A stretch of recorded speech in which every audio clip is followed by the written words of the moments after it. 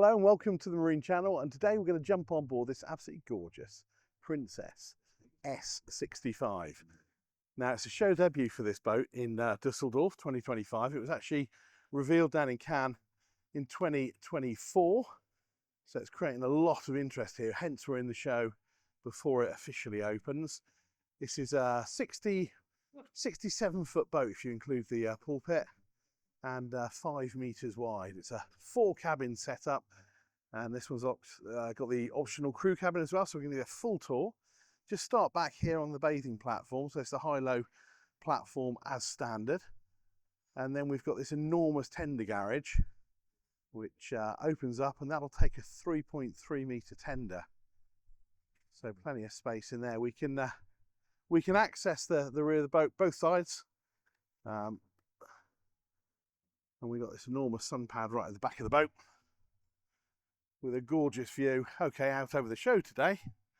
Nonetheless, a nice view. Look at some of those.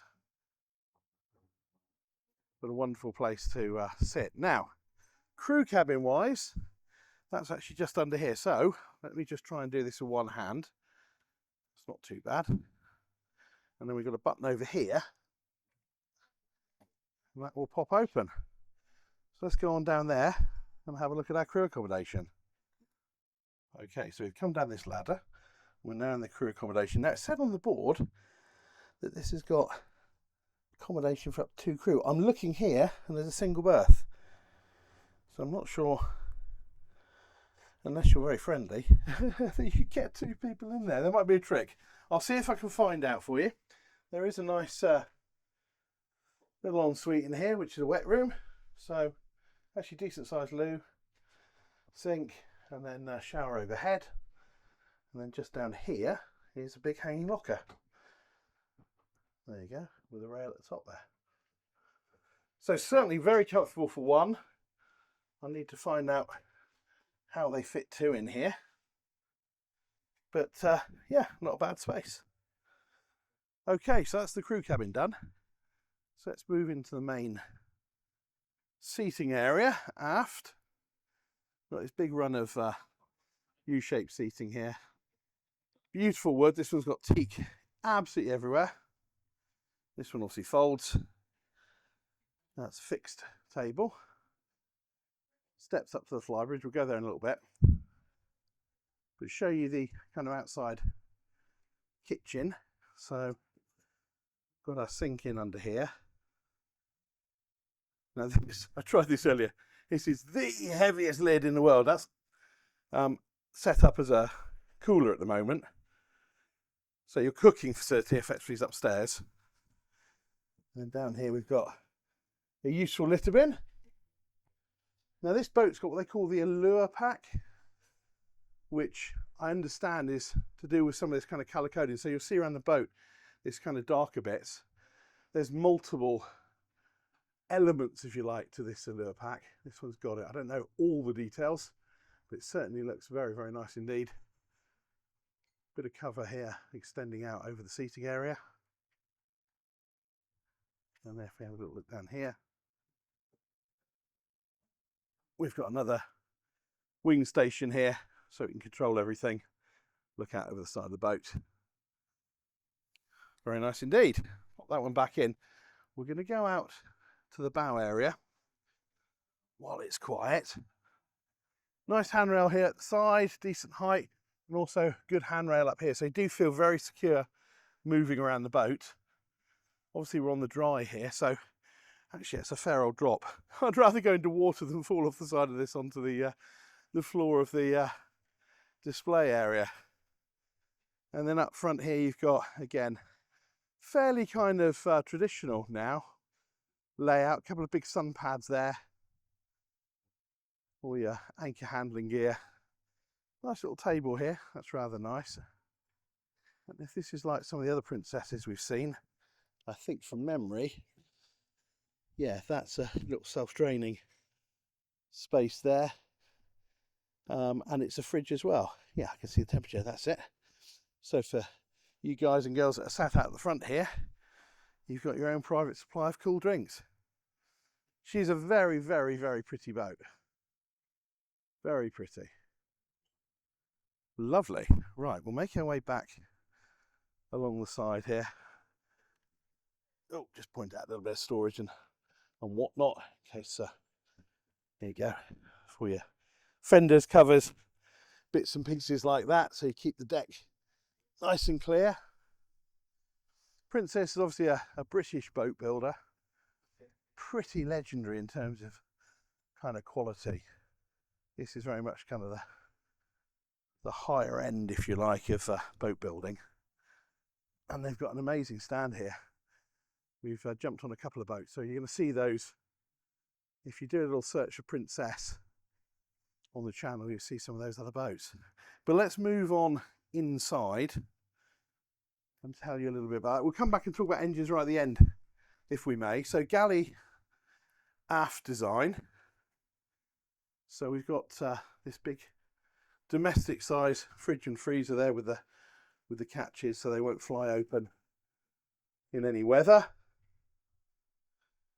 And then I quite like this, really big size bin, and cleverly it's split into two, so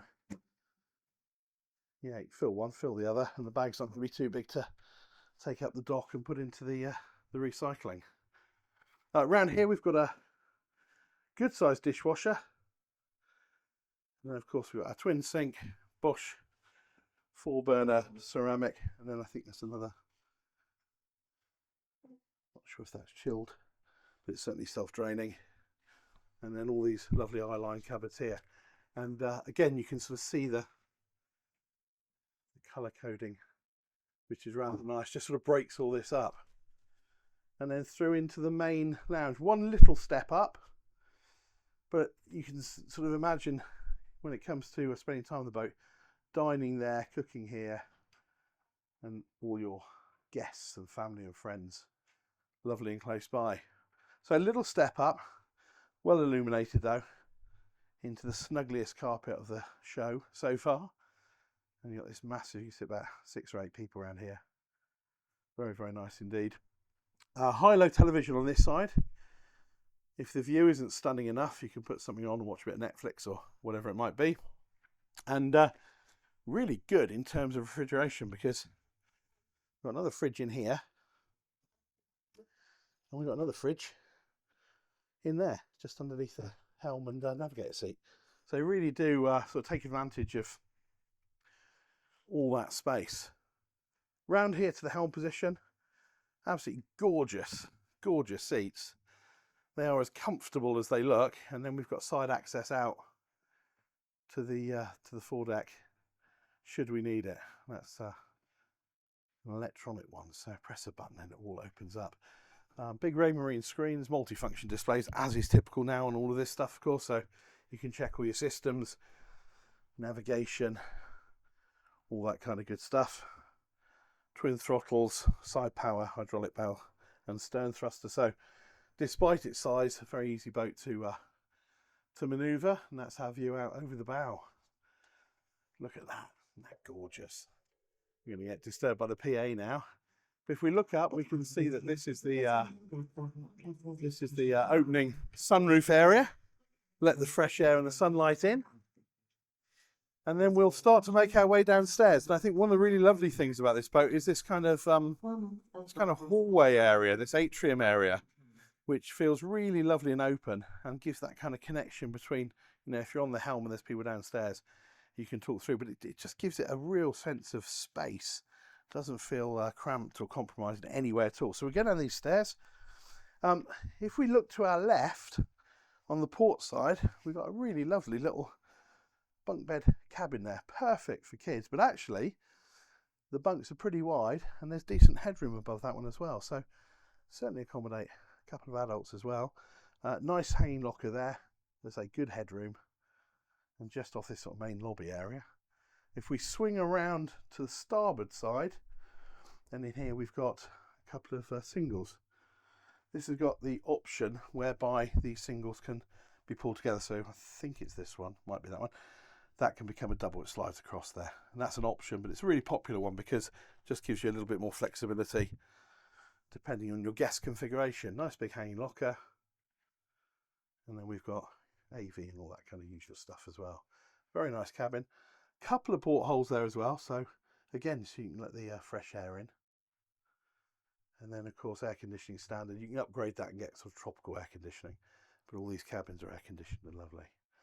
Right, back out into the lobby. We'll turn to our right and we'll go up into the VIP cabin. So yeah, very nice. It's always a good sign when the headboard isn't compromised. In other words, it hasn't had to be kind of narrowed to accommodate the narrowing of the bow. So this really does feel like a proper double. Enormous TV up here on the side, and again good light and a lovely view. And this darker wood works really well. So we've got storage all the way on the side here. We've got our Fusion stereo controls in there as well. When they're shut, you really sort of notice them. It's just a pretty nice sort of run right the way around the interior there. So if we look to this door here, this is our ensuite.